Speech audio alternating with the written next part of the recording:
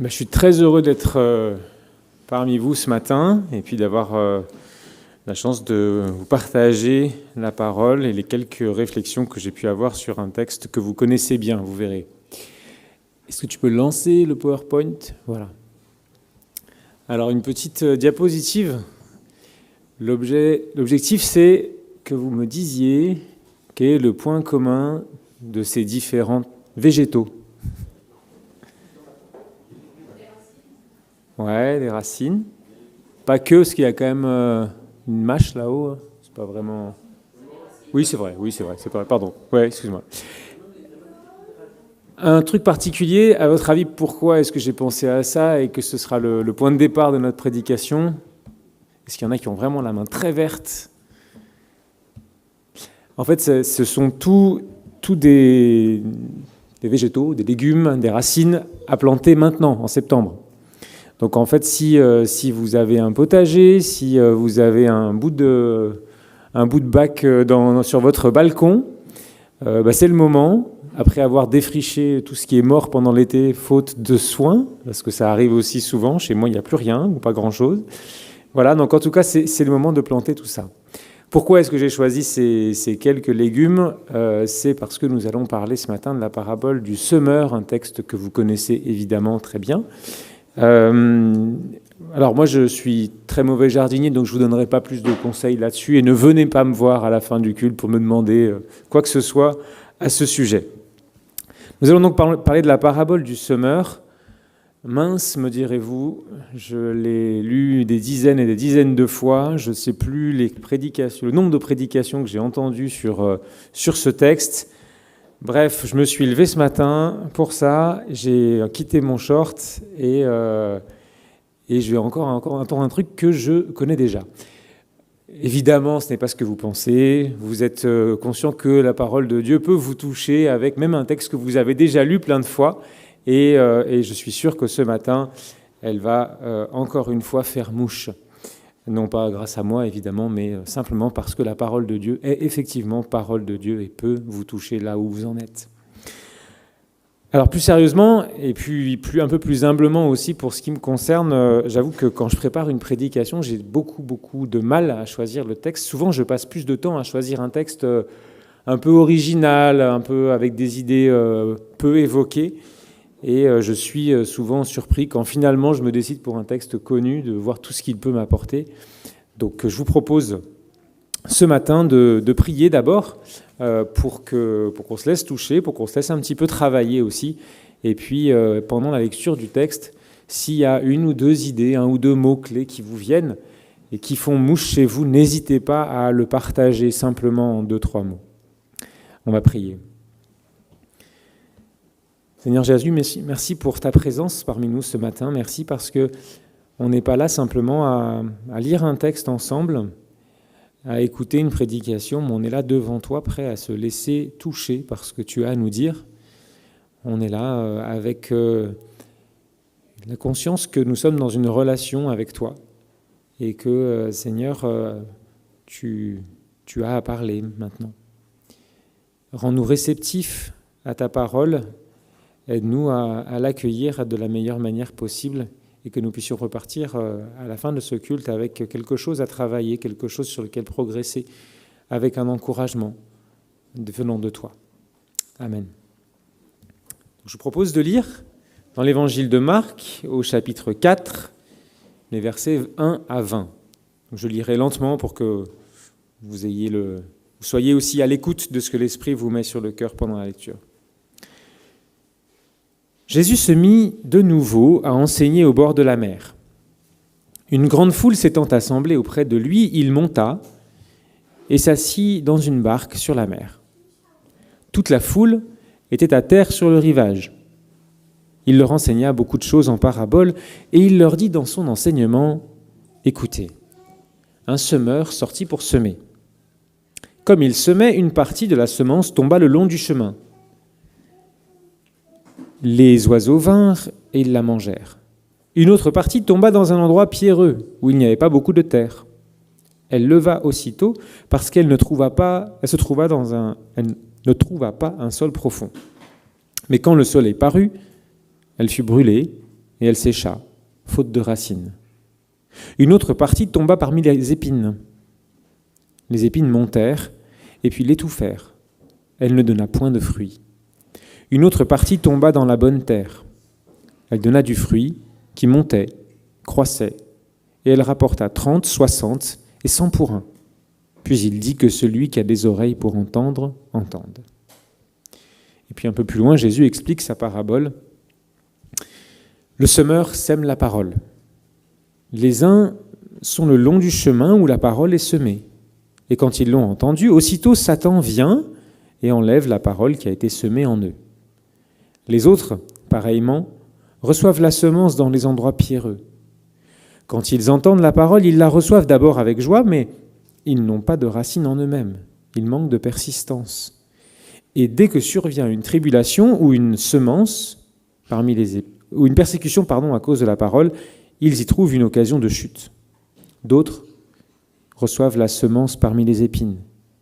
Ce sont ceux qui entendent la parole, mais en qui les soucis du siècle, la séduction des richesses et l'invasion des autres convoitises étouffent la parole et la rendent infructueuse.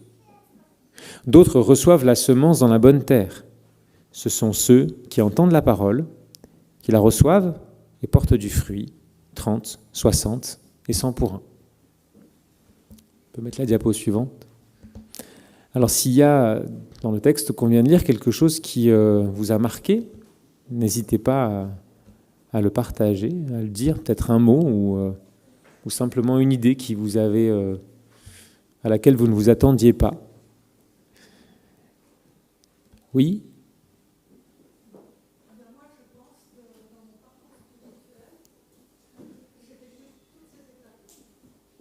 Voilà.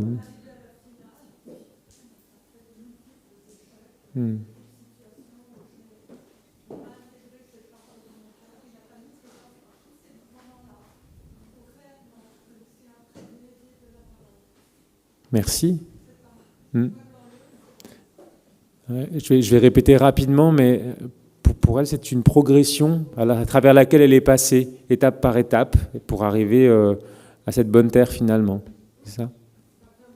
Non, c'est bon. Merci. D'autres remarques ? Alors, pour la compréhension de base, Jésus explique sa parabole. On va dire que c'est facile, on ne va pas réexpliquer ce que Jésus explique. Et pourtant, il y a quand même beaucoup de choses qu'on peut dire encore. La semence, c'est la parole de Dieu. Elle est accueillie sur des terrains divers, plus ou moins durs, plus ou moins fermés, des cœurs humains plus ou moins réceptifs, finalement. Alors bien sûr, nous tous, ici présents, nous sommes cette bonne terre. Bien sûr, nous portons du fruit en quantité. On peut regarder avec une grande compassion les autres terrains qui, eux, sont plus arides, plus durs. Alors si vous êtes convaincus de cela, félicitations, vous pouvez repartir. Ce message n'est pas pour vous, mais je pense que beaucoup d'entre nous vont rester. Pour tous les autres qui, comme moi, réalisent qu'ils ne sont pas si souvent que ça cette bonne terre, ou en tout cas que bien souvent ils se transforment en terrain un peu plus dur, qui bien souvent ne sont pas aussi réceptifs à la parole de Dieu qu'ils ne le devraient, qui peinent parfois dans la prière, comme moi, ou dans la lecture de la Bible, qui sont surpris de s'être retrouvés parfois un peu trop passifs devant un culte sur YouTube pendant le confinement, au point de ne même pas arriver à retenir des fois une idée clé d'une prédication. Pour tout cela, je crois que le texte de ce soir, d'aujourd'hui, a quelque chose à nous dire. Alors je vais vous partager juste quelques méditations parce qu'on pourrait creuser énormément et y passer vraiment beaucoup de temps et ce n'est pas l'objectif. Je vous laisserai picorer, prendre ce que vous avez à prendre et repartir avec votre petite pépite. Tout d'abord, il y a le semeur. J'ai vu que la diapo était affichée, voilà, le semeur. Alors, contrairement à ce que nos souvenirs nous auraient suggéré, si on avait demandé à quelques-uns d'entre vous de raconter la parabole, c'est étonnant parce que le semeur, la parabole ne précise pas qui est le semeur. C'est pas dit. Et il est question de lui qu'une seule fois, c'est quand Jésus explique sa parabole. Et quand il le fait, il ne l'explique pas. Il n'explique pas qui est le semeur. Il ne l'identifie pas. Le semeur, ça peut bien sûr être Dieu lui-même. Ça peut être Jésus, ça peut être C'est Dieu qui parle aux hommes, qui se révèle à Dieu par sa création. Des fois directement, Dieu peut parler à certains d'entre nous, à certains chanceux, de manière très franche, très ferme. Des fois, certains l'entendent. C'est plus rare quand même, mais il y a quand même des cas dans l'histoire de personnes qui entendent la voix. Le semeur peut être Jésus lui-même, la parole faite chair. Mais peut-être que ce semeur, et je vous invite à le considérer comme ça aujourd'hui, peut-être que ce semeur, c'est chacun d'entre nous. Peut-être que c'est toi, peut-être que c'est moi, peut-être que c'est tel ou tel prédicateur, tel ou tel ami, qui par sa vie de foi va nous toucher, va nous encourager à chercher la source de son rayonnement, la source de cet amour qu'il a pour son prochain. Si, comme moi, vous aimez la mythologie, vous vous rappellerez que dans bon nombre de récits mythologiques, les dieux grecs prennent des apparences humaines pour intervenir à un moment très précis dans la vie de tel ou tel héros, Athéna qui vient aider Ulysse, etc., etc. Aussi, moi, je crois que parfois, à travers des personnes qui sont bien étrangères à nos églises, Dieu vient nous montrer quelque chose, nous tracer un nouveau chemin. Dieu se révèle, quoi. Ça peut être... ce divin semeur peut venir vers nous sous les traits, non pas d'Athéna, mais des traits inattendus d'un collègue de boulot, d'un SDF pendant une maraude, d'une rencontre de vacances. Bref, de gens comme ça, complètement impromptus, mais nous apporter quelque chose. Et oui, nous aussi, on a ce rôle de semeur à jouer, en fait. Semer autour de nous, dans le quartier, dans notre communauté. C'est plus difficile encore parfois, mais semer dans nos cercles familiaux. Pour certains, c'est simple, pour d'autres, ça l'est beaucoup moins. Parmi nos amis, parmi nos collègues, ou chez le commerçant du coin. La lampe qui éclaire, nous dit la Bible, on ne la met pas sous le boisseau, on la place bien haut, elle éclaire tout le monde. Et puis cette lampe qui éclaire, elle éclaire dans toutes les directions. Elle éclaire tout le temps. Même quand il y a beaucoup de lumière autour, elle éclaire tout autant. Elle se voit peut-être un peu moins, mais elle éclaire quand même. Bref, elle est permanente. C'est un encouragement à l'authenticité, c'est un encouragement à la sincérité, c'est un encouragement à semer partout, même sur des terres peu réceptives, même auprès de ceux qui en veulent à Dieu parfois, même auprès de ceux qui sont déçus, même sur des terrains qui ne sont pas nos terrains de prédilection, même sur des terrains où on n'est pas efficace. Parfois, quand j'étais plus jeune, j'étais assez critique sur l'évangélisation, par exemple l'évangélisation de rue, où je trouvais que le ratio temps passé pour personnes converties était parfois relativement faible. C'était idiot de penser comme ça, mais c'est vrai que je me disais on avait probablement plus d'efficacité en faisant comme ci ou comme ça. Mais finalement, l'essentiel, c'est de semer partout, de semer tout le temps. Semer de différentes manières, mais semer toujours, ne pas laisser le malin ternir notre lumière. Parce que si on est honnête avec nous-mêmes, je crois qu'on peut dénombrer bon nombre de cas où on n'a pas réussi à montrer une image merveilleuse, une image dont on peut être fier, et puis c'est bien normal. Même les plus grands comédiens sortent de leur rôle de temps en temps. Il y a des moments où on n'a pas le beau costume du chrétien, même si on essaye de le revêtir le plus souvent possible, et avec sincérité, même si c'est bien le nôtre. Des fois, on porte autre chose. Bref, c'est un encouragement à être aussi sincère que possible, mais avec quand même une certaine discipline, un certain effort pour semer autour de nous. Et puis ensuite, le texte nous dit ce que sème le semeur. Le semeur sème la parole. On peut mettre la diapo suivante. Voilà, qu'est-ce que c'est que cette semence ? Cette semence, c'est la parole. Jésus, dans son discours, dans sa vie, n'a pas seulement expliqué les Écritures. Il n'a pas seulement enseigné.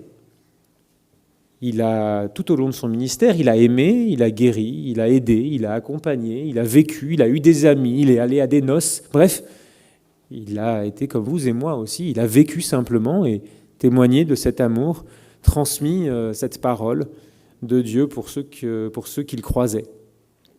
Il a eu une vie exemplaire, remplie de l'amour de Dieu et focalisée sur celui qu'il aimait plus que tout, sur son Père. Et je crois que là, il y a une clé avec laquelle on peut repartir, c'est que si on rayonne l'amour de Dieu, finalement, on sème la parole. Cet amour, il n'est pas facile. Il n'y a pas de plus grand amour que de donner sa vie pour ses amis, nous dit la Bible. On nous dit aussi « aime ton prochain comme toi-même ». Celui qui n'aime pas n'a pas connu Dieu, car Dieu est amour, nous dit 1 Jean. C'est un amour qui coûte, c'est un amour qui engage, c'est un amour qui est pourtant évident, même s'il n'est pas facile, quand on regarde ce que Dieu a fait pour nous et à quel point lui s'est donné. C'est un amour tellement dur parfois, tellement exigeant. Semer, c'est un effort, finalement. Il faut le faire sous un soleil de plomb, il faut le faire avec un gros sac de grains sur le dos, il faut recommencer le geste encore et encore, tous les ans, pendant des jours et des jours. Bref, c'est une sacrée discipline. Et je crois que de même, le rayonnement que nous devons porter autour de nous, c'est forcément un peu coûteux, c'est forcément un peu difficile. Il y a des moments où on n'a pas envie de semer. Il y a des moments où on n'a pas envie d'avoir cette attention envers notre prochain. Il y a des moments où on est plus focalisé sur nous-mêmes et on a le droit aussi de passer par des épisodes plus centrés sur nous, c'est normal. Semer, c'est pas toujours aussi naturel qu'on pourrait le croire. Aimer, c'est pas toujours aussi naturel qu'on pourrait le croire. Aimer, ça implique de fournir des efforts. Il y a une expression, vous savez, on dit « tomber amoureux ». Comme si on avait trébuché, puis qu'on n'avait vraiment pas fait exprès, puis qu'on s'était bien rétamé. Non, on tombe amoureux, certes, mais aimer, c'est aussi un choix. Les couples qui durent peuvent le dire. Il faut, ça se travaille un minimum. C'est pas parce qu'on est tombé amoureux il y a 30 ans qu'aujourd'hui on l'est forcément encore, et on peut l'être encore, mais d'une autre manière aussi, et avec un peu plus parfois de travail simplement. Un peu plus de compromis, un peu plus de réflexion. Semer la parole, c'est naturel, mais il faut une forme de discipline aussi quand même, et de fidélité. Alors en fait, de vous encourager, moi je voudrais vous partager un extrait d'une prière que je trouve très très belle, qui est une prière que disait chaque matin Mère Teresa avec ses missionnaires de la charité avant d'aller rendre visite aux pauvres de Calcutta.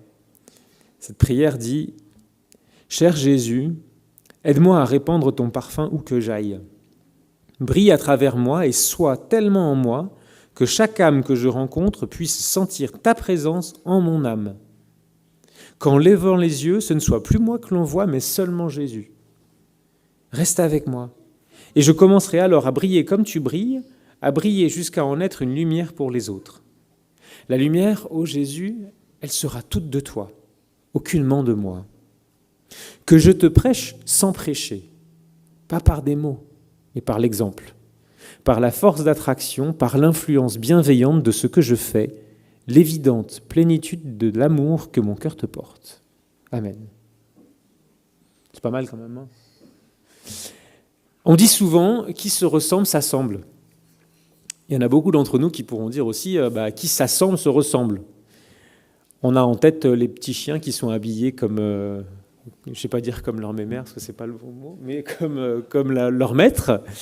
On a en tête aussi, surtout, ces couples qui, après pas mal d'années en commun, se mettent à penser de la même manière. Pas à prévoir comment l'autre va penser, mais à penser pareil. Parce qu'on a une expérience de vie en commun et ça devient normal. Et je crois que de la même manière, c'est au contact du Christ que je deviendrai comme lui et que j'aimerai comme lui. Au début, je vais peut-être me forcer, dire c'est comme ça qu'il faut faire, c'est comme ça que je peux aimer, c'est ça que l'autre attend de moi. Puis au bout d'un moment, je fais comme lui simplement parce que c'est naturel.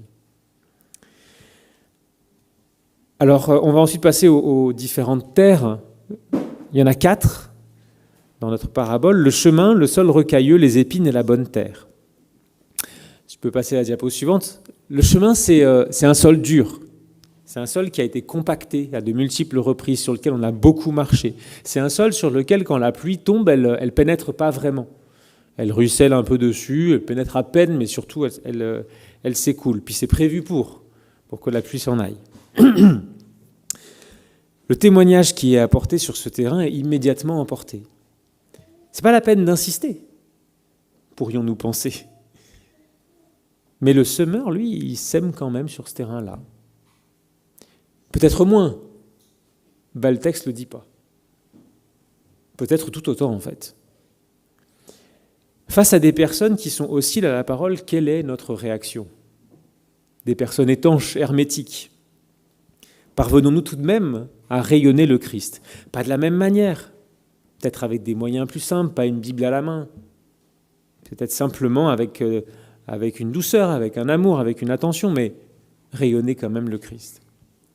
Et puis, est-ce qu'il n'y a pas aussi une partie de moi qui est comme ce chemin ? Même si je suis plus souvent bonne terre, enfin j'essaye. Est-ce qu'il n'y a pas une partie de moi qui est un petit peu plus dure, qui est résistante au changement, à ce que Dieu veut me faire passer, à ce que Dieu veut de moi ? Est-ce qu'il y a des domaines dans lesquels je n'ai pas vraiment envie, où je n'arrive pas à ressembler un peu plus à Jésus chaque jour ? En tout cas, même sur ce petit terrain-là qui est en nous et qui reste dur, soyons certains d'une chose, c'est que le semeur est sorti et que le semeur sème. Qu'est-ce qui en moi a besoin d'être un peu labouré, finalement ? Moi, j'ai toujours été en admiration personnellement face à la contrition dont faisaient preuve la plupart des grands saints dans l'histoire de l'Église. Certains avaient une profonde conscience de leur péché devant Dieu, péché que nous, on pourrait franchement qualifier d'insignifiant tant ils menaient une vie de saints. Et pourtant, eux réalisaient qu'ils étaient extrêmement impurs et qu'il n'y avait aucune chance de s'approcher de Dieu si ce n'était pas Dieu qui venait vers eux. Ils considéraient leurs petits péchés comme étant extrêmement graves. Pas par misérabilisme, mais parce qu'ils avaient cette conscience de la pureté extrême de Dieu. Dieu leur montrait de nouvelles sphères de progrès, régulièrement. Quand moi, j'ai parfois tendance à taire mon péché ou à le sous-estimer, ou à reporter un peu les décisions, de les laisser derrière moi. On peut prendre le terrain suivant, c'est le sol rocailleux.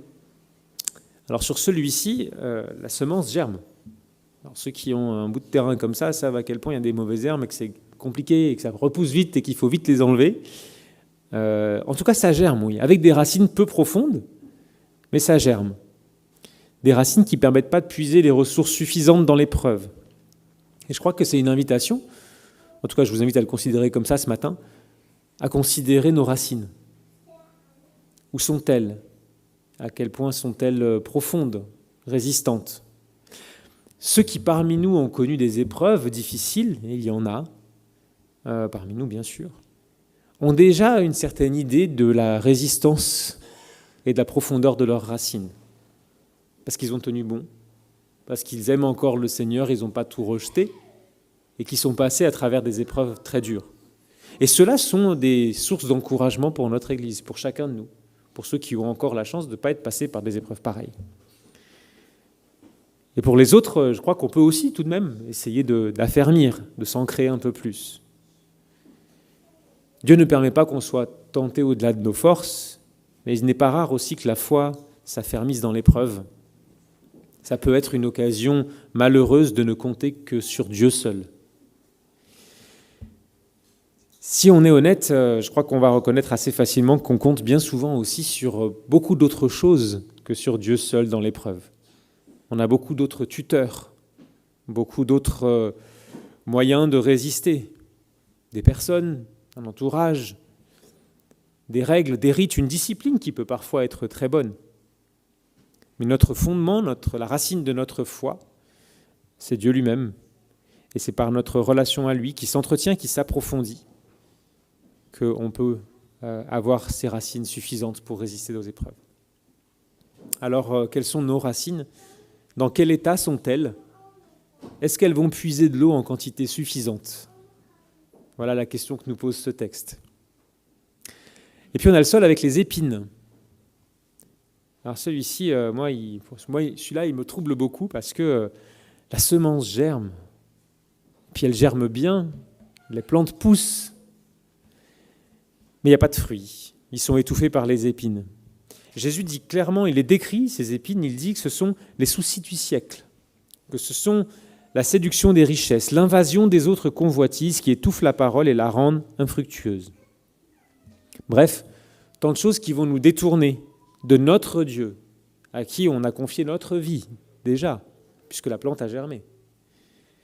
Tant de choses passagères, mais très présentes, qui nous font perdre de vue ce qui est éternel, ce qui est finalement hyper important, ce qui a le plus de valeur. Par ailleurs, est-ce que vous ne trouvez pas étonnant comme moi que Jésus, après avoir cité les soucis du siècle, comme exemple d'Épine, dise que la principale tentation, c'est la séduction des richesses. Je ne sais pas si vous êtes comme moi, mais moi, j'imagine quand même pas trop la Palestine du 1er siècle comme étant un endroit regorgeant de richesses extraordinaires, de choses qui me font envie en permanence. Et pourtant, déjà à l'époque, alors imaginez aujourd'hui, dans une société de consommation où tout paraît accessible, à quel point cette convoitise, ces richesses peuvent nous détourner aussi de ce qui est éternel et de ce qui est essentiel, à savoir de notre Dieu. À titre personnel, alors que je me sais pourtant béni, largement doté par le Seigneur, je sais que bien des fois, je ressens une forme de jalousie, pas malveillante forcément, mais à l'égard d'amis, de collègues qui ont plus, qui ont mieux, qui sont plus forts, plus doués. Bref, j'essaie de me reprendre sur ce point, mais ce n'est pas simple. Là encore, ne nous berçons pas d'illusions, notre foi, notre aspiration à connaître Dieu un peu plus intimement est étouffée chaque jour un peu par ces convoitises, et on a chacun les nôtres à gérer. Par le péché en général, finalement. Elle peut nous faire perdre de vue ce que Dieu nous a déjà offert, et souvent c'est énorme, ce qu'il a déjà offert, sans bien sûr oublier qu'il a donné la vie de son Fils pour nous. Et on peut rester dans l'ingratitude tout en étant près du Père, un peu comme le Fils prodigue. Enfin, comme le Fils aîné plutôt. Remarquons que dans la parole du semeur, la plante étouffée par les épines, elle a bien poussé. Donc ce n'est pas le péché de celui qui ne croit pas. Ce n'est pas le péché de celui qui n'a pas conscience d'être en faute.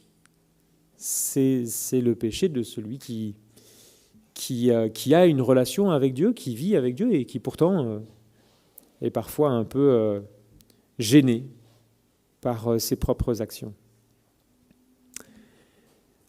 Je ne sais pas si vous connaissez cette expression que les pères de l'Église disaient régulièrement. Ils disaient « Seigneur, prends pitié », le fameux « Seigneur, prends pitié ». Ils avaient une formule qu'ils répétaient souvent, c'était « Seigneur Jésus-Christ, Fils de Dieu, aie pitié de moi, pauvre pécheur ». Et c'était leur seule prière parfois. Ça suffisait. Tout est à peu près dit là-dedans. Le but, ce n'est pas de se flageller, encore une fois, mais il y a cette prise de conscience tout de même à avoir. Alors, on en arrive maintenant au dernier sol, à la bonne terre. Alors, le sol qui va vous redonner un peu le sourire, parce que je vous avoue que j'ai un peu chargé là. Et plutôt que de grands discours, je vous propose de regarder une vidéo qui illustrera, je pense, très très bien ce que j'ai dit et ce qu'est la bonne terre. Et je vous laisserai après partager, si vous avez un mot, un truc qui vous a plu dans cette vidéo, dites-le.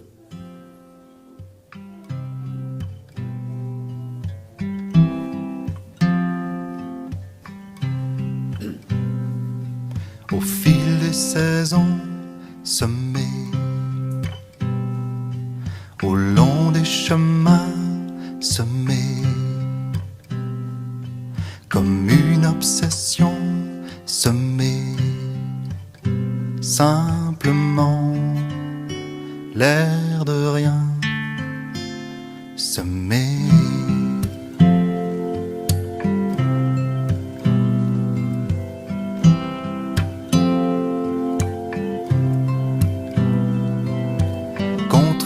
Tendance semée, avec légèreté semée, en toute confiance semée, sans calculer. Oui, ça peut vous paraître fou, mais moi je sème un peu partout, sans jamais douter des possibles, d'un élan et d'un cœur paisible. Oui, ça peut vous paraître fou, mais moi je sème un peu partout, à chaque pas, sans m'arrêter, je sème.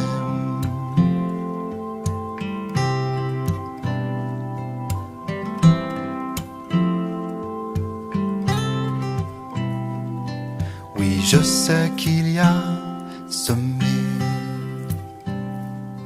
les terres promesses semées,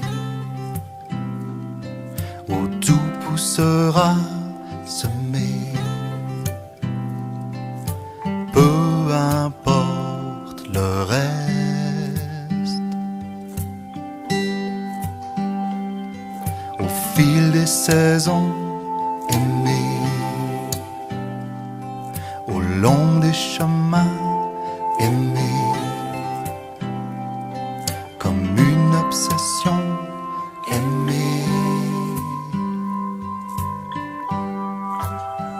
Oui, ça peut vous paraître fou,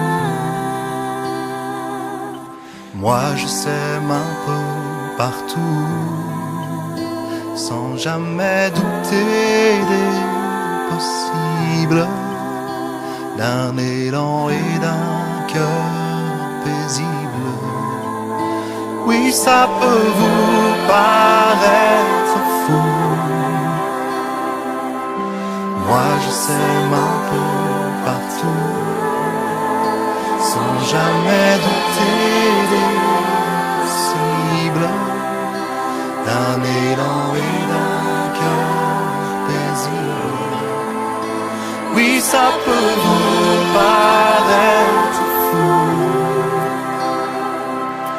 moi je sème un peu partout, sans jamais douter des possibles, d'un élan et d'un cœur paisible.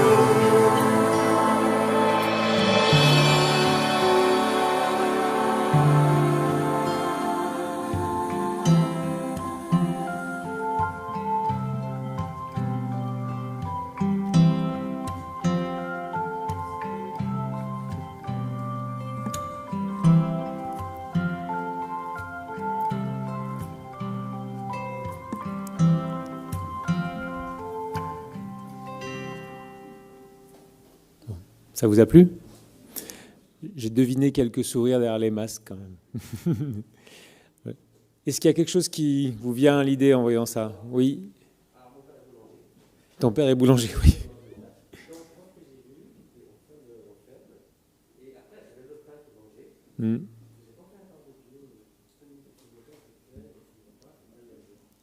J'ai pas bien entendu, mais...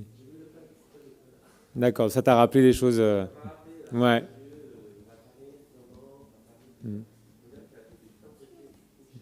D'accord. Quelqu'un d'autre? Il y aurait beaucoup de choses à dire sur cette vidéo, mais moi, oui. Voilà, mais moi, c'est la même chose.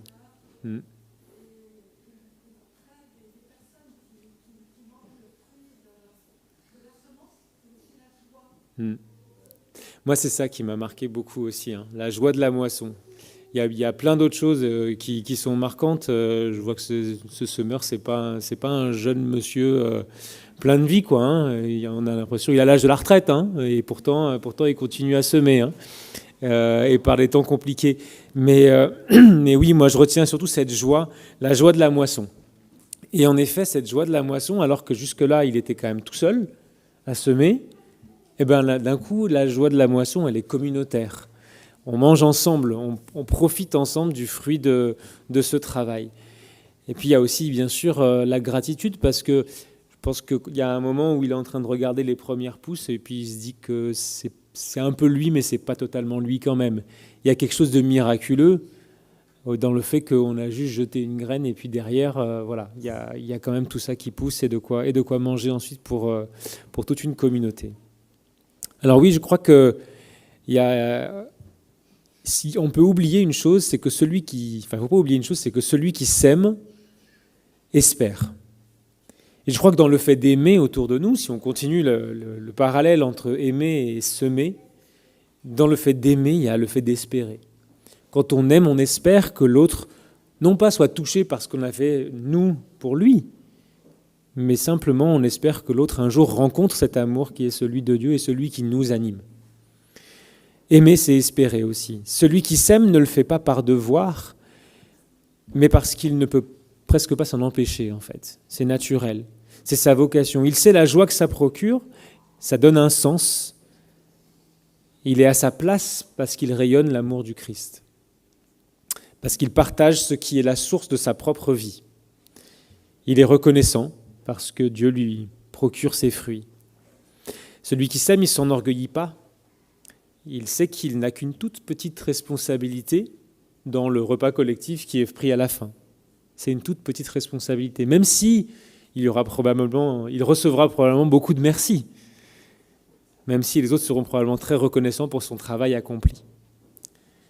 Ce miracle, cette moisson, c'est le miracle que Dieu fait, et le semeur que nous sommes est invité à partager la joie de Dieu, là-haut, mais pas seulement, ici aussi. Alors pour finir, j'espère que ce message vous aura encouragé à l'introspection, encouragé à ouvrir peut-être un nouveau chantier dans votre relation à Dieu. Ça peut être la joie, ça peut être l'espérance, une meilleure connaissance de vos difficultés, une meilleure connaissance de vos racines.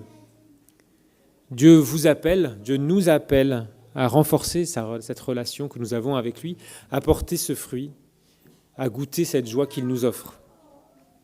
Il nous demande de ne pas tenir tout ce que nous avons pour acquis, mais d'être prêt à donner, être capable de se considérer comme autre chose qu'une bonne terre, comme étant un mélange d'un peu tous ces sols, prêt à progresser vers lui. Et je vais dire, pas seulement toi, moi, pas seulement nous personnellement, mais communautairement. Et je crois que ça peut être aussi un défi pour notre Église pour l'année à venir, de se dire collectivement, dans l'Église, de quoi est-ce qu'on a besoin et sur quoi on va travailler aussi. Que ce soit à travers les petits groupes, les prédications, les moments passés ensemble, on a une part de nous qui est cette bonne terre et on a une part de nous qui est un chemin à labourer aussi. De nous au sens Église. Notre foi, dans tous les cas, notre spiritualité, c'est l'œuvre de Dieu. Ce n'est pas celle des hommes. C'est lui qui fait porter le fruit. Et c'est à nous de mettre autant de zèle que possible, autant de soin que possible dans notre relation avec Dieu. Lui, il fait le reste. On peut souhaiter le meilleur pour sa communauté, le meilleur pour notre Église, mais il faut commencer par nous-mêmes. D'abord parce que c'est la seule chose qu'on a vraiment dans nos mains, et puis ensuite parce que c'est un peu là la clé, je crois. Je vais conclure par cette béatitude.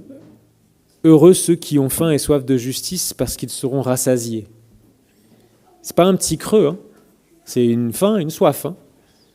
Alors est-ce qu'on a cette soif, une soif qui dessèche, une soif qui nous donne envie de tout laisser d'autre que courir étancher cette soif?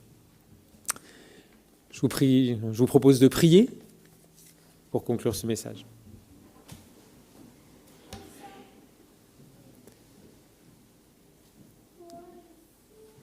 Seigneur notre Dieu, merci parce que tu nous donnes l'occasion d'être ce semeur, de le faire pour toi, de le faire avec toi et de le faire très naturellement. Nous te prions pour que tu puisses nous donner ce zèle, cette confiance, cette espérance que lorsque nous semons, lorsque nous aimons autour de nous, nous amenons des gens à toi, d'une manière qu'on ne comprend pas forcément, parfois de manière très détournée. Parfois, c'est juste un petit chemin que les autres font autour de nous.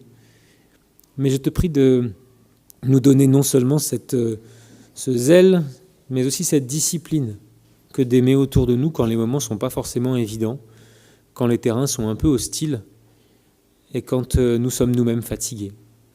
Aide-nous à considérer ce que nous sommes, où nous en sommes avec toi, et permets que nous puissions approfondir nos racines, approfondir notre relation à toi, émonder ce qui mérite de l'être, retourner la terre qui n'attend que d'être arrosée par toi. Amen. Merci.